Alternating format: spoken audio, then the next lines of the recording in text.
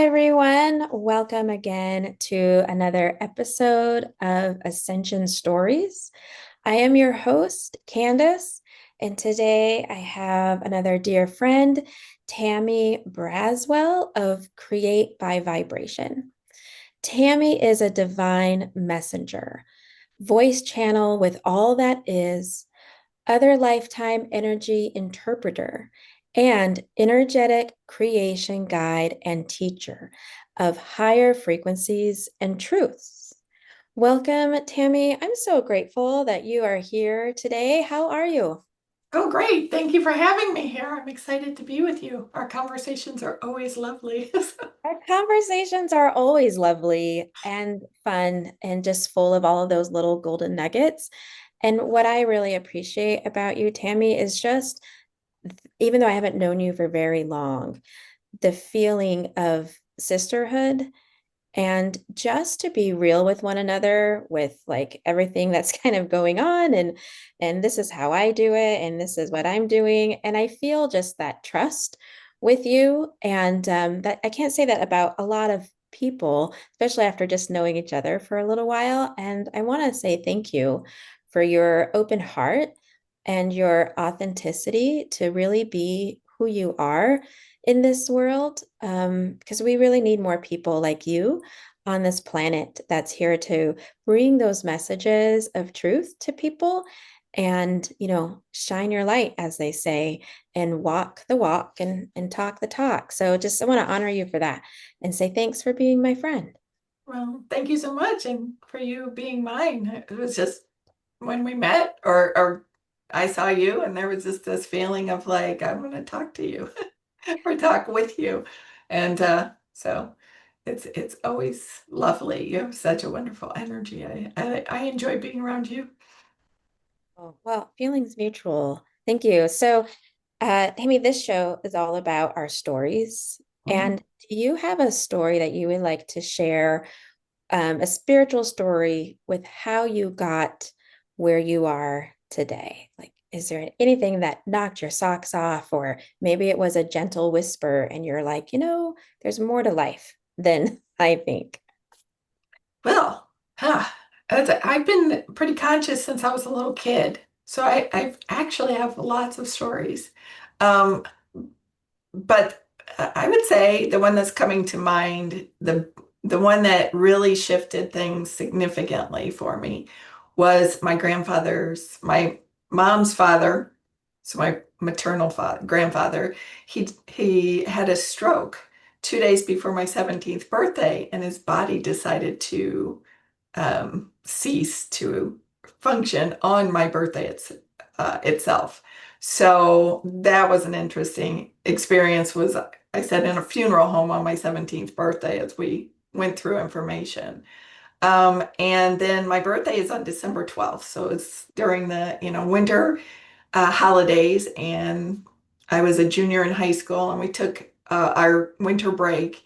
And during that winter break, I didn't eat, drink, and I only slept for 3 hours a day from 7 a.m. to 10 a.m. And it wasn't something I planned. It just seemed to be happening that way. And as a 17-year-old female, teenage girl, when my family started to notice I wasn't really eating or drinking, that they thought it was more of a body, you know, the way I was looking at myself as a teenager, but it wasn't. It just was happening. And after I came out of that space, and I'm not sure exactly how long it lasted, whether it was the full 2 weeks or just a week of it. It was when I realized that I was disappearing physically that it brought me back to, whoa, I have to change what I'm doing here. The experiences I started to have with spirits and metaphysical type things and energy just went out beyond what I could have imagined. Shot through the roof kind of thing of sitting in the living room and having my hair pulled up in my banana clip, and just the my uncle coming, my deceased uncle also coming to visit me, and just so many things. So I think even though I was already experiencing things, that was a big pivotal shift, up leveling. And I've had more since then, and even over the last few years, and even recently. But that was probably one of the most significant stepping into. And what's interesting is all four of my grandparents, um, I have something to do with them around their death. Interesting. And do you think that sort of hair pulling was your relative too, like more and more activating and maybe guys, so many questions. So let me ask you this.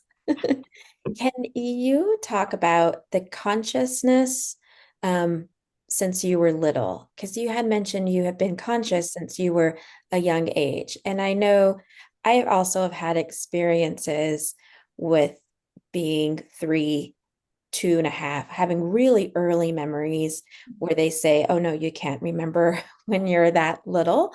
And those memories for me were, where did I come from? Why am I here? Like, Mhm. I want to get back.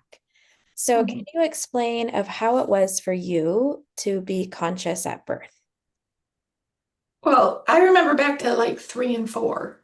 And real significantly at 4 years old of having, and I don't really talk about it much, but this sensation within my mouth, it felt like there was a cube, energetic cube, and it was solid yet, I mean, I don't really have words for it, paper thin. At the same time, it was all textured, and the lid of it would open and it would expand.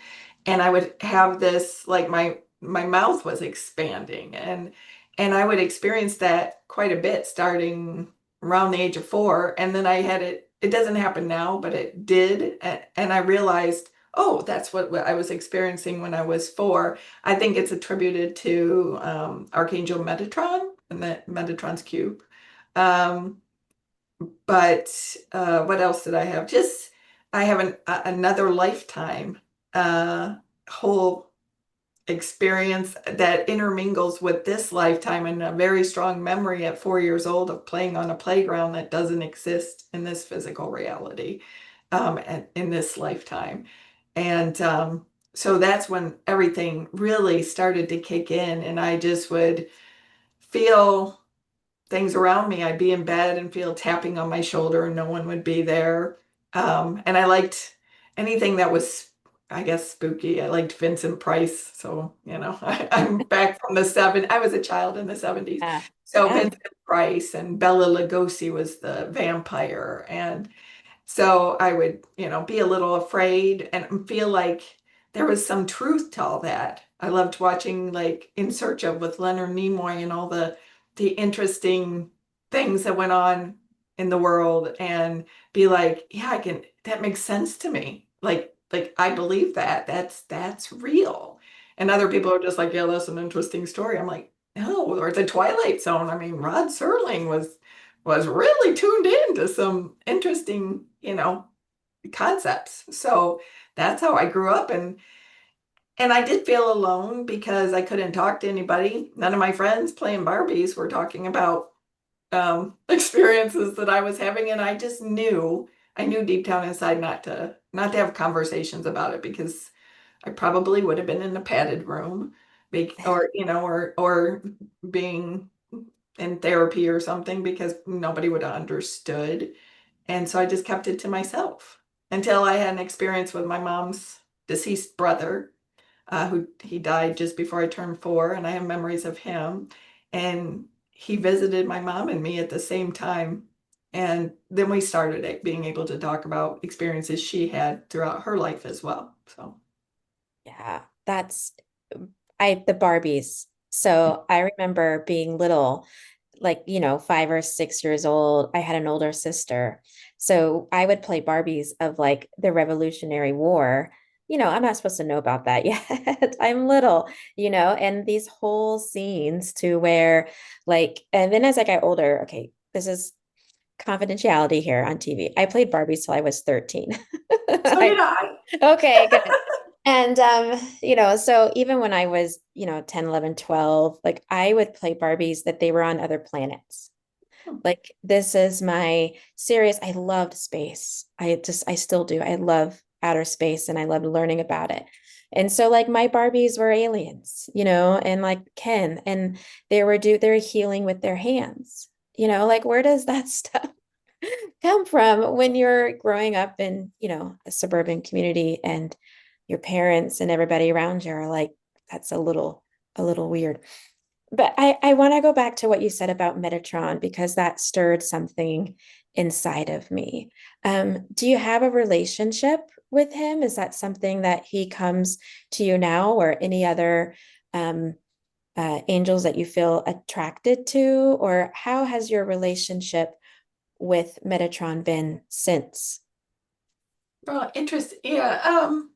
Of course, many years ago, I started hearing more about the, archangels and feeling connected with them. Now, Metatron is also that has to do with the Akashic Records, which I have a strong connection with and didn't realize it in younger age. I can consciously go in now, but sometimes I have spontaneous memories of lifetimes. And like I said, the one that my memory is from at 4 years old. After 50 years, I put it all together and I can actually go to the gravesite of my lifetime that intermingles with this one. Um, so Metatron, I wouldn't say I had a like this strong one, but I could feel like this creation energy with the cube and all it encompasses. I actually have it tattooed on my lower back, which is it's a little bigger than I anticipated, but for them to put in all the lines so you can see the different shapes, um, it had to be the size it is. So I felt a connection that way. And then in May of 2020, um, because I play in the Akashic field, Metatron came to me and activated me in a new higher Akashic field that we're not really in quite yet. It's cleaner, clearer, doesn't hold any of the heavy energies or stories that we've been in for a long time. I'm going to share stuff about that, but it doesn't feel like it's time yet. I got excited when he first activated me, but nobody quite got it. So I found that I will receive things that I get excited about sharing, but not everybody's ready for. So it's not time for that. But that's my connection. Is it's not like I communicate all the time, but I know that he's there, and I know that there's assistance there from him. Yeah, and I look forward to hearing about that new Akashic field because I also sense something really similar, like morphogenically, in that space. And it's different than like the karmic lattice work that we're on now. Mhm. It's completely for our benefit, right? Well, everything is, right? But it's like a 31 flavor from Baskin Robbins. We got a new flavor. It's coming out anytime soon. So I see it So as all the numbers on that computer when they do yeah, the ones and the zeros. That's what matrix. I see in there. It's fast, very fast moving energy, and it's clear. Yeah, if you when someone comes into it, or I'll go feel into it, but you cannot bring any of the heavy stuff. There's none of that comes with it. So this to me, this lifetime I've been shown, especially after that activation, is the lifetime of closing out our stories that are still open from other lifetimes and from this one. So this lifetime for me has been a lot of interaction with people from my other lifetimes, so that they come to a form of completion, and we don't carry anything from them anymore. Yeah. And how can people know when an ending is an ending? Like, are there signs that you feel you're like, oh, well, I know this is the last time I'm going to talk to you because our, Akashic marriage, if you will, is complete. So, how can people know and sort of trust within themselves that it might be time to move on? Well, the interesting thing is when I say ending, it doesn't necessarily mean ending, like you'll never communicate with that person, but the ending of any of the heavier energies or conflicts or anything you can feel that wasn't at the highest loving place in the relationship, that comes to an end. So, like my relationship with my father, for my entire life, pretty much was not one. have had past, I don't call them past lives, sorry, other lifetime memories of being with him and it not being a pleasant experience. And we had a lot of, how I saw it, harsh energy between us. I couldn't even have a conversation really with him.